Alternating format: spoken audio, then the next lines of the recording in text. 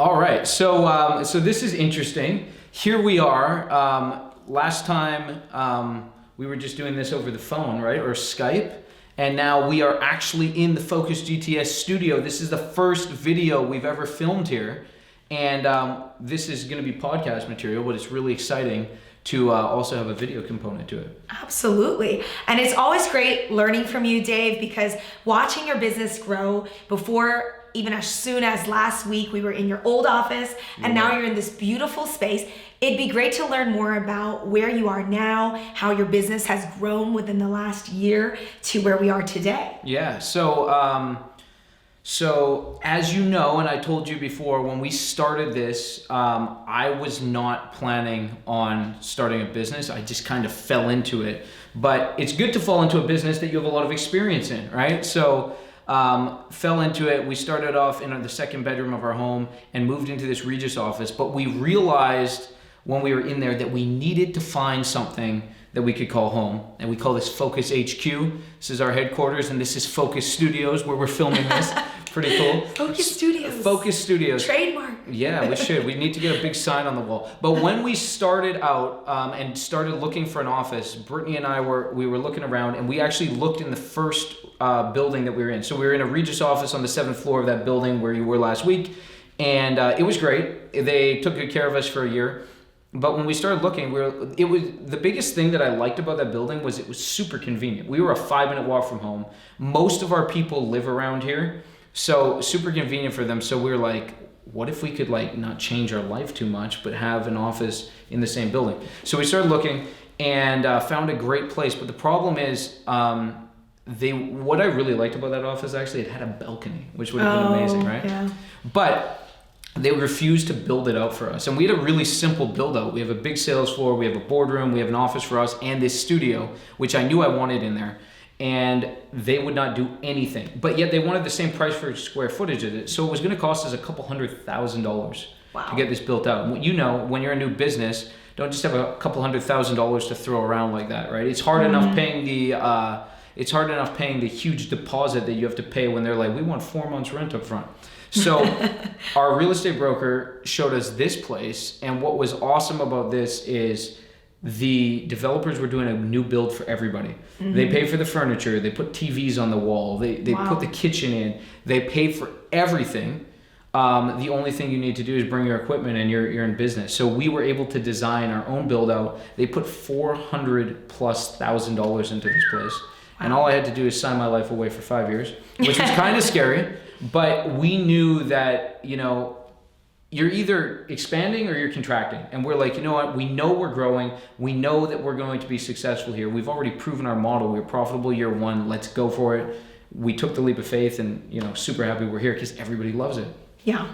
And obviously being a successful business is not easy. No. And you shared a lot of the statistics before about how 2/3 of self-employed people or entrepreneurs in the US actually don't have legit income and aren't successful, and there's a lot of failure on the entrepreneurship side. So what has made you and your business successful where you could grow so quickly in such a short span of time, and then also have the confidence to take it from here on out to a very massive build out by investing in such a beautiful office? So I think there's a lot of elements to this. One thing that did work well for us is we had already been successful in our careers before. So we had a nest egg, we had money that we could live on while we were making this work.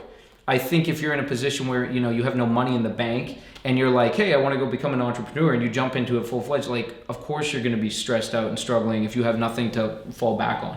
So I think rather than people straddling the fence and being like, hey, I'm going to work in a job and I'm going to be an entrepreneur at night and have no time for myself at all or to do anything, I think a better thing is I'm going to work my butt off at my job, build up some income, and then take the plunge to do what I've been training on and learning on all this time. So I think a better method is get yourself into a field where you can learn a trade and then go start your own business in that trade, because I think that's why it works so well for us so far. Absolutely. And I completely agree. And people always ask me the same question about, oh, why did you get into business? Same reason. by accident. I didn't choose to like start a recruitment business, recruiting recruiters. I just happened to do it, and I was trained professionally to do so. So to succeed, let's talk more about recruitment, because obviously a lot of people tuning in, we're not encouraging people to just, open up a restaurant or do X, Y, and Z. Let's talk more about like running a recruitment business. What are some components outside of, which I totally agree, having some sort of asset base, income stream, or lifestyle situation where perhaps you're married to a spouse that can help you kind of cover your benefits and just the cash flow situation, right? Outside of security, what else do you need to succeed as a recruitment entrepreneur today? Well, it's interesting because I think a lot of people, they're working in the job and, they think that, because I can do the sales part, I can run the business. And although sales is the most important part of a business, if you don't have sales, you don't have a business, that's great. But at the end of the day, there's so many things that you don't think about. I think I told you last week, I'm working on opening a 401k plan for my team right now, and like all this stuff. There's just all these things that you don't think about. So you need to be able to, you need to run payroll. You need to pay, if you have contractors, you need to manage cash flow. You need to pay your people. You need to like have insurance. There's so many things that you don't think about. You need to have a CRM system. You have to have processes around entering that data. How are you going to maximize that data? Then you have to have processes around reward and incentivizing people and comp plans. And the list could go on, right? So just because you can do the sales side doesn't mean you can run the business. One thing that worked very well for me is we had my background has always been in contract recruitment, as you know. So for us, that was a big component. But then you jump in and you're like, I have to pay my contractor in 2 weeks and my client's not going to pay me for 6, and there's only X amount of money in the bank. What do we do, right? So what do you do? What did you do? What do you do? So there was a couple of times where when we first started off, we're in a very good cash position now, which is great. First off, I think what helped a lot was I was a finance major, an accounting major. So that helped a lot in that, because I'm actually looking at the numbers and I made sense of them, like I understood them. So I spent a lot of time every single day, not only running the company, but as CFO of the company. I was looking in the QuickBooks, I was looking at the numbers. I had this massive spreadsheet that would show me exactly what was in the bank every single day based on when payments were supposed to come in. And I could move them, and then I could be like, if this person's late, this is what it looks like, this is what I have to do. So we did run into a couple of issues in the first 8 months of the business. We did run into a couple of issues. One time I had to borrow the business $20,000 and then pay myself back shortly after. We had another time when I was like, crap, what am I gonna do? And the hard part is you don't have many financing options when you start off as a business, because everybody's like, can I see 2 years of tax returns? And I'm like, no, I can't show you 2 years of tax returns. I've been in business for 6 months. I don't even have one, right? So they're asking for all this stuff. So, luckily, I've had a great personal relationship with American Express, and have had an American Express business card, and I got access to an American Express loan, $50,000 in the bank next day, 6% interest, which is unheard of. Amazing. And we pay them back monthly, and we could have paid that loan off completely, but I'm like, that's basically like free cash nowadays. Right, I'm gonna need that contact after this. So that helped us. The next issue that we ran into from a cash flow perspective was you have to negotiate payment terms with your clients, and you run into these people are really firm on these payment terms, and I need money faster, but I don't want to lose the client. So then it's like, you have to really be able to make these good decisions. And it was funny because I actually got a cold call, because that's what we do a lot, right? I got a cold call from a guy, perfect opportune time. And this shows that cold calls still work. They call me up and they're like, hey, have you heard of invoice factoring? Which is basically when you, it gets really annoying. They give you 80% of your invoices up front. You sell it to them, and then they go collect it. And then if they don't collect it, it can turn into a mess. But this was a brand new company that had this new idea that they would actually buy the invoice off you and give you 100% of that minus their fee. So they charge me like 3% in invoice. They pay me immediately, and then they go collect it. But they have insurance that if they can't collect it, it never comes back to me. They've bought it. It's their problem now. So it was like the perfect cold call. I was like, this is actually exactly what I need right now. So I signed up with them. I started using it for one client. That's all we needed to do. And it changed the entire game from a cash flow perspective for us. It's been amazing. Wow. So I think it's very clear from all of the descriptions you just gave that none of that really relies on the basic fundamental skill set of an actual top producer, which is producing. No, not at all. So I think that's really important for listeners to take into consideration, because Dave's absolutely right. And actually recruiting recruiters, I hear this all the time. If I were to do this, I just do it myself. Yeah. And everything Dave just talked about has nothing to do with production. Nothing. And that will take time away from your wallet, your sanity. You may not even have that skill set, because Dave has that skill set. He's got the finance and accounting background. And I remember you were an accountant. If you listen to our last podcast with Dave, it talks about Dave's background as an accountant. So before you went into recruiting. Yeah. So same with my business partner. Victor has a finance background. Yeah. I don't. I actually don't know what the heck is going on. He does everything Dave is talking about. Yeah. So either you have a great partner who can do all those things, or you know how to DIY it. Because if you don't, any of the things that Dave just described could just, you're gone. You're done. And not only that, we haven't even gotten to legal stuff, right? You have to have contracts. You have to have, like, if you're doing contract, you have to have a contract for your contractors. You have to have a contract for your client. You need to have retainer. Like, there's so much to this that nobody thinks about. And it doesn't end. It's not like you get to a point, you're like, oh, we're good now. There's always more and more and more and more stuff. You know, then you're negotiating a lease and you have to get that reviewed, and it doesn't stop. More money, more problems. That is 100% true. But more money is still good money. Yeah, more money. We'll take it. Yeah, we'll take it for sure. Yeah, so exactly. I think, again, with the legal thing, a lot of recruiters don't actually negotiate those terms themselves. They may be working in a large recruitment agency that already has terms done.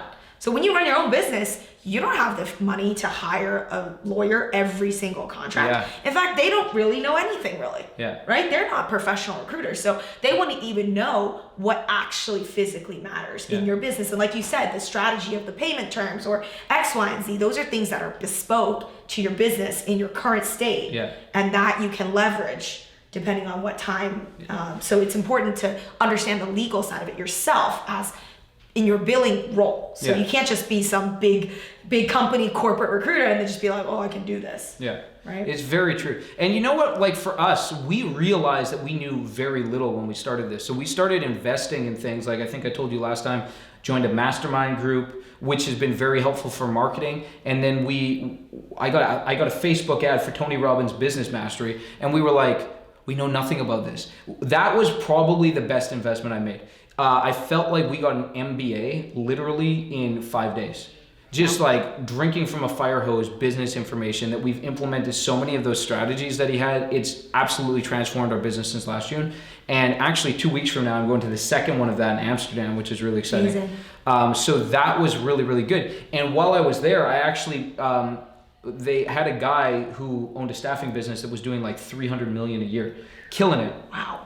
And I saw him in the crowd. He stood up for something. I think he had a question and they asked, what do you do? And I was like, I must meet that guy. So I went and met him. He introduced me to a lawyer that they use. So a $300,000 staffing firm was not using their own in-house counsel. They had an external counsel, met this guy. Now he's our lawyer too. And like, he just charges you a quarterly retainer. You can use him for anything at any time. So it was like, Amazing. It was like the perfect, it was a perfect lineup, but I never would have known that. I had another lawyer that didn't do staffing law that was kind of doing our stuff. And there, as you know, there's so many intricacies to our industry that if you don't have the right lawyer, it can be an absolute disaster. Yeah, absolutely. Especially what you do with contract. Contract actually has a lot more legal needs than direct hire. Direct hire is very straightforward. We don't, we really are fine just with reviewing the basic terms. But nobody wants to get sued, right? Yeah, no one wants to get sued, and that's definitely... Especially starting out. No, yeah, exactly. Legal costs could just absolutely devastate our new business. So. Especially in like the US, which is very litigious, and it just... Sometimes you just run into the wrong people. Very true. But just give us a few tips out of maybe some of those classes you took or some of the information that you've learned through the last couple of months or, in this span of since Jan, when you started this business last year, what are some key lessons you learned that really have shifted the way you're planning to run this business and continue being successful? So I think some of the biggest keys are, first, business is innovation and marketing. So as I said earlier, our industry in general is abhorrent at marketing, just terrible. And I've been lucky to get around in the last year some of the greatest marketers in the world. One of my business partners in another small business I have is actually like a rock star on the digital marketing side, which is all like advertising and stuff like that. We also have a amazing girl that works with us behind the camera right here, Rita, who is great at marketing and putting together amazing content and stuff like that. So we've invested in that. So that's the marketing side. Innovation is, if you're not evolving as a business, that's when businesses get left behind. So you hear about the story of, you've probably heard about this, like Blockbuster had the opportunity to buy Netflix and turned them down twice. And now there's no Blockbusters anywhere. Ouch. And Netflix is one of the greatest companies in Silicon Valley that people want to work for right now. And every single person Netflix and chills every weekend. So think about, like, they missed the innovation boat. So there's things happening in every industry. And one of the things we recruit for anyway is AI, and that's going to transform industries. So if companies aren't on the cutting edge of that, it's going to be a problem. So that's one. So innovation and marketing are really, really big keys. The other real big takeaway that Brittany and I are very big on is you can't manage what you don't measure. So if you are not constantly measuring the metrics that are going to make your business improve, and that can be different things for different businesses, but if you're not measuring it and you're not constantly like looking at it, there's no point, because you need to know where you are, you need to know where you're going, and you need to know how you're going to get there. So that's two things that are really big. The other one that I think drives us a lot is there is so many people get stuck on the how question. How am I going to do this? How? And I believe very strongly that if we have a big enough why, most people are asking the wrong questions. You get the wrong answer because you ask the wrong questions. So if we have a big enough why, we'll be able to figure out how to do something. So you need to start with that. Even Simon Sinek wrote that book, Start With Why, right? So you need to start with, why are we doing this? And what is the outcome that we're looking for? What's the outcome? Why are we doing it? And then how we're going to do it. Because as you know, there's like tons of different ways to get to a result. The result's what matters. It doesn't really matter the how, but you need to know what the result you're going after. You need to know why you want that result, and then figure out the how. And so many people start at how, and it just, like, they look like a deer in the headlights. Mm-hmm, mm-hmm. So can you give us an example of how the why principle has manifested in a real life situation, whether motivating a team member or just setting up missions for your business? Like, can you give us a implementation of that theory? Yeah, I think probably a lot. But if we want to talk about motivating team members, for instance, if you're just looking at an individual and you're like, hey, I want to motivate this person, it's starting to think about the how, right? How am I going to motivate them? The problem is everybody's motivated already. Everybody has the right motivation. So we need to understand what's driving them, what's their driving force, what's the reason they're here. We're very big in our business about your why, as I just said, but we actually have a day plan that everybody uses every single day. It doesn't matter what position you're in. Britt and I use it all the way down to somebody who just starts with us. And one of the things we put on there every single day is, what is your big purpose? What are you driving for in life? What do you want to get? And most people don't think that big.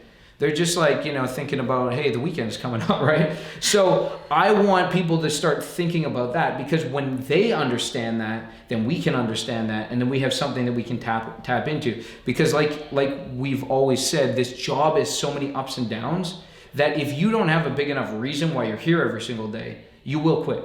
Like, you need to be able to go back when you thought you had a deal for sure, and then all of a sudden the candidate says, no, I'm not taking it, I was interviewing behind your back. You asked them, you did everything right, but something goes wrong and your deal falls through, and you just want to jump out the window. You need to be able to go back to, why am I here? What's the bigger purpose behind this? So that you can realign yourself and remember that this is just part of the journey, just part of the process. 100%. And I think that's what differentiates a job from a profession. Yeah. So many people look at this job, which it is, as just a simple, I come here and I make X dollars and I go home. Yeah. And then I spend it. Yeah. And so that person is just never going to really go anywhere because like there's no why. Like why this? Then just if you're going to make $1 and spend $1, you might as well just do any other job. Yeah. Right? Like, so what is the purpose of doing staffing? Yeah. I think it comes down to the money motivation. Yeah. You have to be. Absolutely. There are, and I'm sure you talk to companies all the time, but I've heard of companies that are so much like everybody has different motivations and this and that. I get that. Everybody does have different motivations, but in this job, if you want to be a top biller, you have to be motivated by money. Or else it's not the right job for you. Yeah. You need, and it's not like, oh, I'm motivated by money so I can stack it on the dresser in my bedroom and look at it. Like everybody, you're going to spend that on stuff and utilize that money, but you have to have some sort of reason behind that.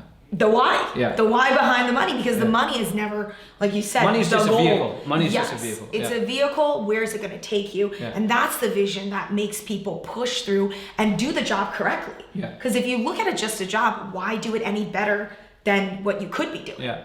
Very true. Investing in the profession makes you a master of the art form, and that's when recruiting. That's when I feel like my career took a turn when I was like, you know what? I need to become a professional salesperson because this is going to help me in my entire life. Everybody, you don't always know, hey, am I going to be here forever? Where I was, I didn't see myself leaving the firm I was with for a long time, but I decided I need to become a professional salesperson and started to immerse myself in that stuff because I realized how it could benefit me in everything that I was doing. And it does. Yeah. Our skill set makes you amazing at any business. Yeah. I really think that if you become a master full desk recruitment person, you can master any business because it's just the art of talking to people and getting what you want. And it is the hardest sell. I mean, when I'm describing our job to people, I'm like, it's not like selling a computer or a camera or whatever. In our job, the camera can say no to you. And that is a very interesting third component of the sale when you have to make two people happy and so it becomes difficult. Especially when you also have clients and candidates with misaligned incentives and you have other recruiters working with your candidate and you got to not only protect them internally, between perhaps even in larger agencies, you fight over ownership. And so there's so many components that can affect your sale versus any other business where it's like, I got 1,000 widgets over there. Yeah, that's all I need to do. Convince them that those widgets are going to work and we got to do. Sell the widgets. Exactly. But in our case, the widget is just picked up and left. Yeah. Where's the widget? Exactly. So that's missed the interview. It missed the sales presentation. Yeah, the widget disappeared on us. Yeah. So again, I think it takes a person that has an eye for detail, a view for perfection, a view for mastery to really close the loops that could potentially impact the sale and anticipate the problems that lie ahead.